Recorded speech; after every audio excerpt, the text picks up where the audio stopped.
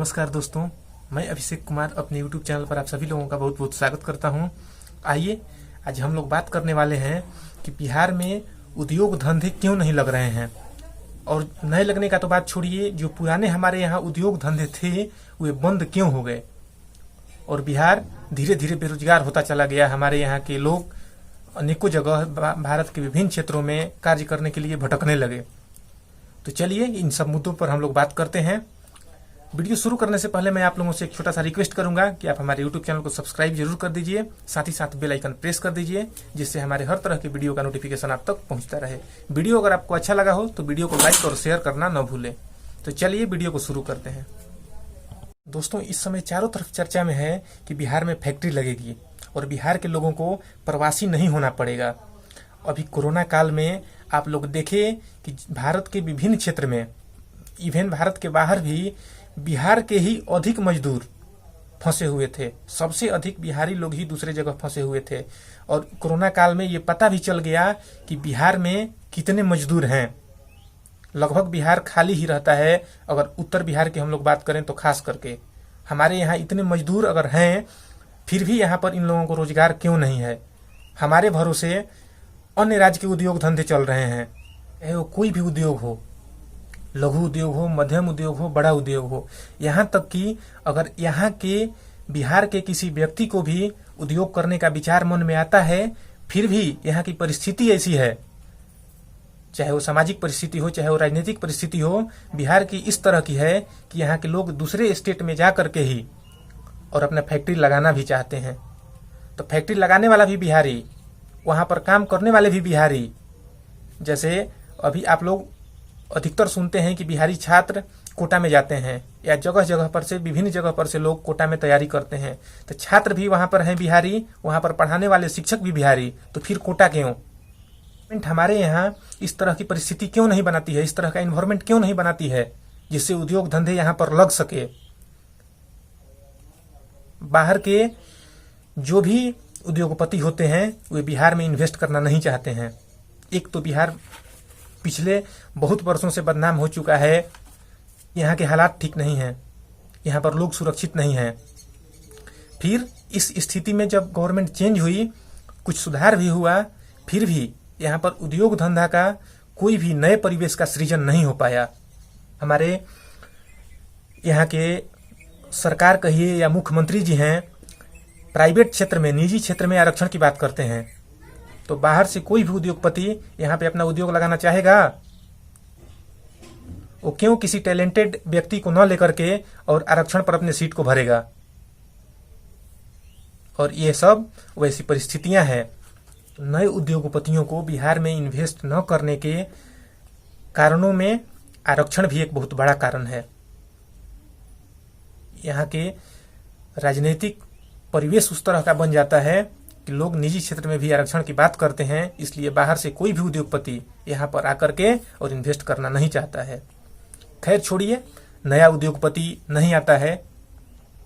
हम बात करते हैं कि हमारे यहाँ जो उद्योग पहले से मौजूद थे, वे उद्योग धीरे धीरे कैसे बंद हो गए। एक एक करके सारे उद्योग बंद हो गए। तो आइए आज हम बात करते हैं मडौरा चीनी फैक्ट्री की, मडौरा शुगर फैक्ट्री की बात आज हम करते हैं, जिसमें लगभग 20,000 किसान गन्ने की खेती करके अपना कच्चा माल वहां पर देते थे और इनके घर में उनसे खुशहाली रहती थी। इन लोगों को उससे अच्छी कमाई होती थी।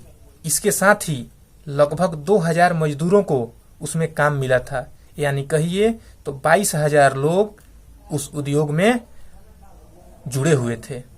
1904 ईस्वी में कानपुर शुगर वर्क्स लिमिटेड ने मडौरा में मडौरा शुगर फैक्ट्री की स्थापना की, जिससे वहां के जो आसपास के मिला जुला करके 10-11 प्रखंड के, सारण जिला के 10-11 प्रखंड के लगभग 20,000 किसान अपने यहाँ गन्ने की खेती करते थे और फिर उस गन्ना को वो मिल ले लेता था, जिससे इन लोगों को कच्चा माल के लिए एक अच्छी मंडी मिल जाती थी।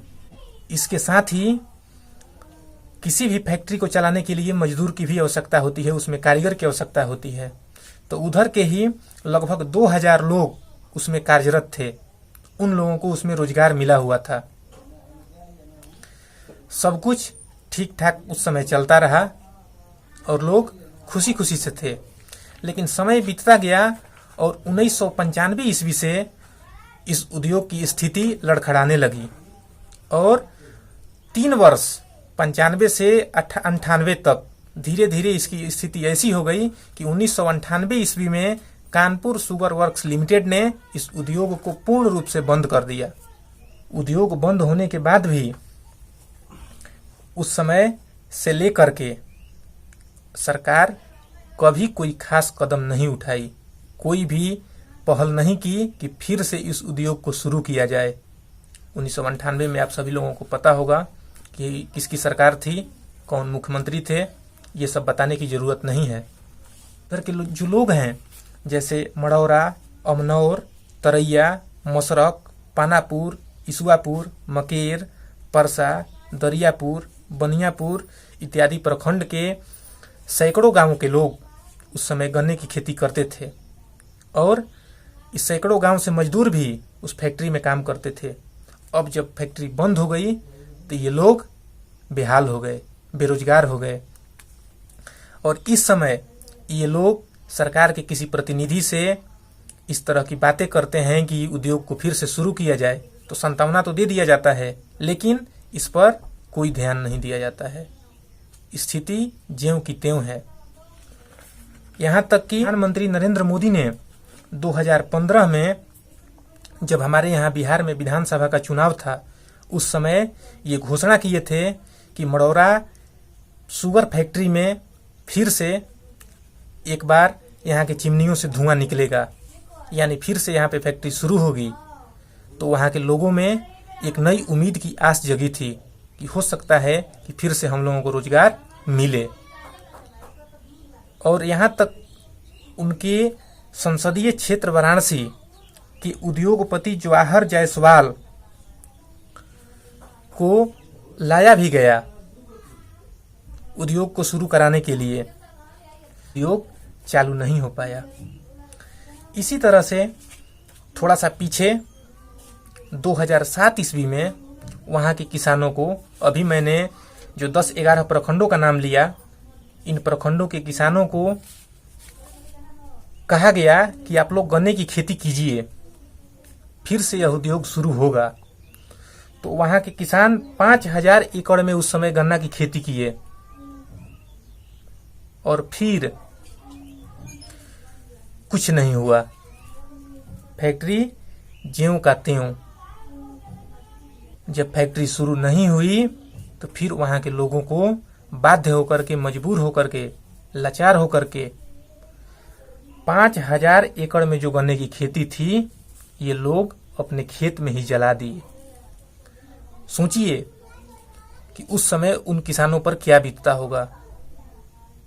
और जब हम कच्चा माल तैयार करने में सक्षम हैं, यहाँ पर पहले से सब कुछ वहाँ मौजूद है, केवल उसको शुरू करना है, फिर भी सरकार पहल नहीं करती है। आपको बताते चलें कि जो कानपुर शुगर लिमिटेड है वो भारत सरकार के कपड़ा मंत्रालय के अधीन आता है और अभी हमारे पीएम मोदी की सरकार में जो कपड़ा मंत्रालय है वो स्मृति ईरानी के नियंत्रण में है, यानी कपड़ा मंत्री स्मृति ईरानी है। कहीं न कहीं इसके लिए जिम्मेवार केंद्र सरकार तो है ही, उसकी जवाबदेही तो बनती ही है, लेकिन राज्य सरकार भी कम जिम्मेवार नहीं है।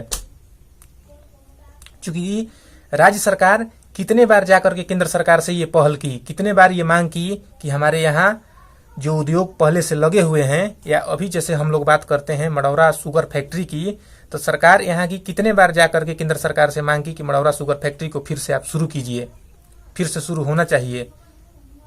जिस तरह से चुनाव आता है, आप सीटों के लिए अडिग रहते हैं कि मुझे इतनी सीट चाहिए, इतने सीटों पे हम चुनाव लड़ेंगे। उसी तरह से आपकी ये भी तो जिम्मेवारी बनती है कि आपके यहाँ जो भी उद्योग धंधे पहले से लगे हुए हैं उसको फिर से आप चालू कीजिए। क्योंकि जब आप गवर्नमेंट में आते हैं, आप सीएम बनते हैं, तरह के मंत्रालय का आप वितरण करते हैं, तो उस समय आपकी ये जिम्मेवारी बनती है कि बिहार में चाहे वो कोई भी क्षेत्र हो, फिलहाल हम लोग बात कर रहे हैं उद्योग धंधों की, औद्योगिक क्षेत्र की, तो इसका भी विकास बिहार में होना चाहिए। लेकिन कोई भी गवर्नमेंट, बिहार गवर्नमेंट भी इसकी मांग नहीं की और हमारी स्थिति ये हुई कि धीरे धीरे हमारे यहाँ बेरोजगारों की संख्या में वृद्धि होती गई। सक्षम होने के बाद भी आर्थिक बदहाली झेल रहे हैं। जो इन 11 प्रखंडों का मैंने आप लोगों से नाम लिया, इन सभी इलाके के जो किसान हैं, जो पहले खुशहाल रहा करते थे, केवल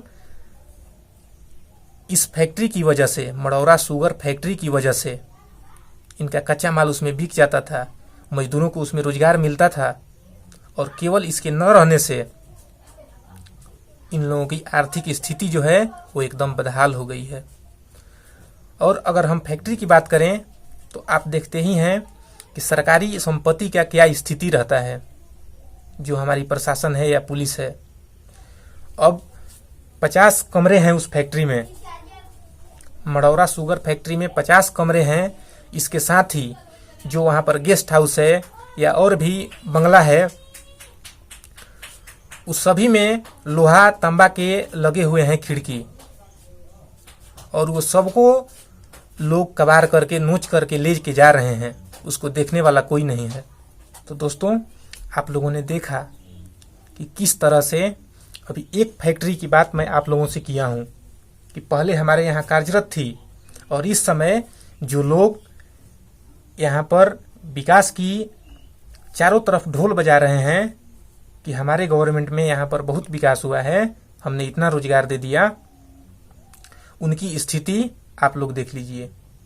जो हमारे यहाँ पहले से मौजूद उद्योग धंधे थे वे भी बंद हो गए और ये लोग उस पर किसी भी तरह का कोई ध्यान नहीं दिए।